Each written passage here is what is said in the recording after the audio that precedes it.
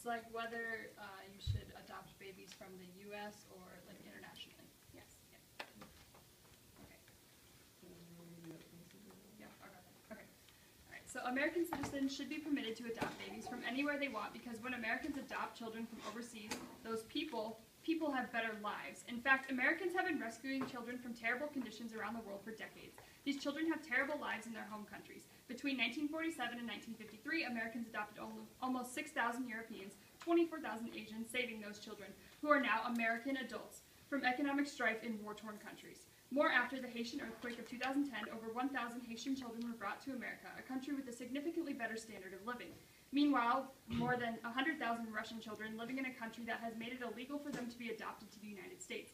In fact, orphans in Russian institutions have miserable lives. According to Boris L. Altshuler, a Russian who directs an advocacy group in Moscow called Children's Rights, he called international adoption a giant rescue operation for Russian orphans. Secondly, life in America is much better than life in these other countries.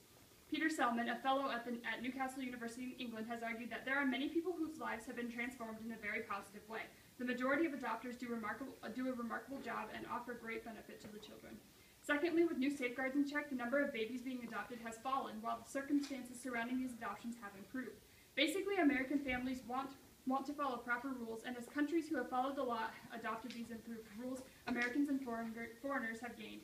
Since 1991, when the Hague Convention, an international agreement signed by more than 70 countries, had gone into effect, the number of babies adopted into the U.S. has fallen from over 22,000 in 2004 to just over 9,000 in 2011.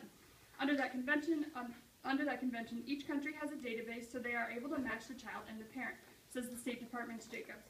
If a family wants to adopt, says they can take the child with special needs, then their central authority will find a child that wants a loving home.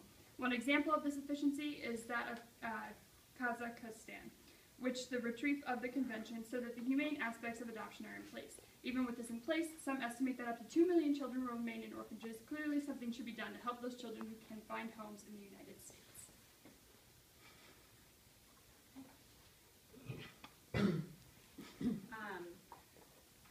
One huge positive of adopting within the United States is the problem of cost. I didn't hear one thing about how much it would cost for an American family to adopt somebody from a different country. If we adopt within our country, we take away the cost of transporting children to the United States. We would also avoid the legal costs of going through the process correctly overseas and in different governments. There are over 200,000 kids in the United States foster care system, and over 100,000 of them are available for adoption. They will not be returning to their families. Every year, 100,000 kids, are up for adoption and looking for a family. 20,000 children turn 18 and are released from the foster care system every year, and if they are never adopted, then once they're 18, they have no family.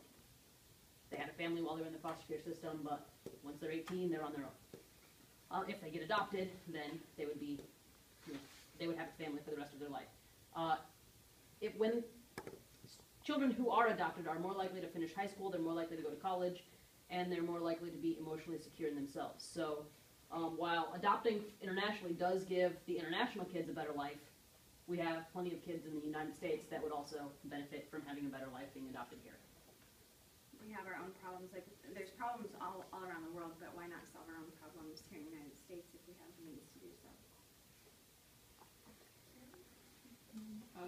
Okay, so I just want to go over our points a little bit and then kind of review our opponents' points. Firstly, we brought up the increase in quality of life, and this is extremely detrimental because in most debates, I think we need to look at the quality of life over cost, which goes against our first point that it's a lot less, it might not be as cost effective to adopt internationally. However, we can't really put a price tag on quality of life for like humans and stuff, and we need to be able to weigh quality of life over costs in some cases, and in most cases. And I believe this case is one such.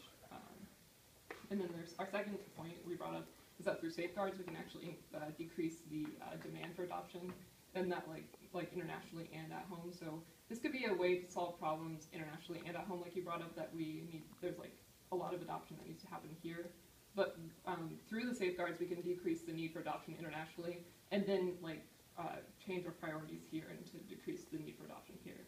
And so again, that just our points, like our second point, can actually solve the problems that you've posed to us. However, we also have seen that there's an international market for adoption, and that there's a really long wait list for adoption here in the U.S. So that actually increased costs. So not only is it actually less cost effective to adopt children here in the U.S., but we also see that there isn't as much of a gain in the quality of life if we adopt here rather than internationally. So would you guys say that the quality of life of American children who don't have their own family is higher than children internationally who don't have, per se, a family? I would say in some circumstances, depending on what the GDP per capita in a given country is. Say in a place like Rwanda or something, or maybe like Nigeria or something, I believe they're probably less likely to be able to take care of themselves because the government has less social programs to take care of them, whilst in the U.S. we have more. It's not perfect by any means. There's a lot of problems here in the U.S. However, there's more likelihood that there's going to be safeguards through social programs to take care of the people that are just lost. And like you said, once they're 18 in the United States, they're on their own. But in other countries, they can be on their own from birth. They could just not have parents, and they don't have these social programs like Linda was talking about, and so they're just on their own throughout their whole life.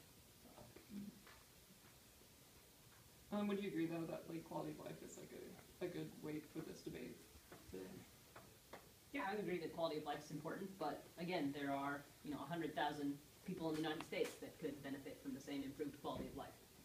2% of unmarried women who get pregnant put their babies up for adoption roughly every year. That percentage actually goes higher the better educated mom is. So there will continue to be children in the United States looking for families as well. And if the cost is less than if we took all of the funds that we're using internationally, then we could probably solve our problems in the United States quickly. Although we brought up with the international market on adoption that with the long wait list, that the cost to adopt here in the U.S. is actually higher than internationally. However, we do agree though that there possibly could be a way to take funds and to solve the adoption problem here. I think the wait list is if you're wanting a baby, and you're wanting a specific race of baby for the most part. And if you have conditions for, I want a perfectly healthy baby of whatever race. So I think we need to more maybe focus on educating people looking to adopt at adopting children who are a little older than babies, and work on that and getting kids out of our system, as opposed to spending all the money to stay on a wait list and get exactly the newborn baby that you're looking for. Well, another thing is the fertility rate in the United States is relatively lower than it is in these third world countries like in Africa. So there's actually a bigger market for children, if you want to call it that, internationally. So there's more options. And there's more of a need though internationally than is here. Yeah. Because like you brought up with 2% of these women that get pregnant or married, they give up their children for adoption. That is, but what is 2% of what's the whole number? Yeah, I remember too.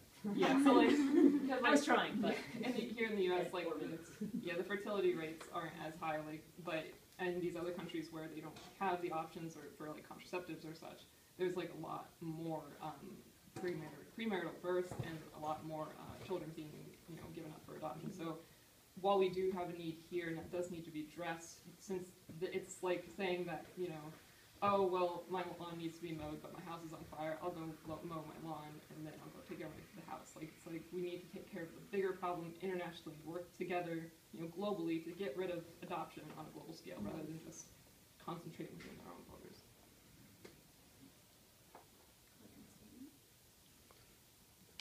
Okay. You had extremely good points. I think our biggest argument for adopting within the U.S. is that we could use the funds that we have, the funds that people are using for adoption internationally or within the U.S. to help a greater amount of children in need. So I don't know, was there anything else that was really a strong? Well, and then, it'll also, reduce our long-term, like, government funding if we, if the kids are adopted and they are finishing high school, they're going to college, they're more emotionally secure, they'll be less likely then to be on, government support systems as adults either. So long-term, we would take money out of, take spending away from some of the government expenses. Tax dollars and Yeah. things like that.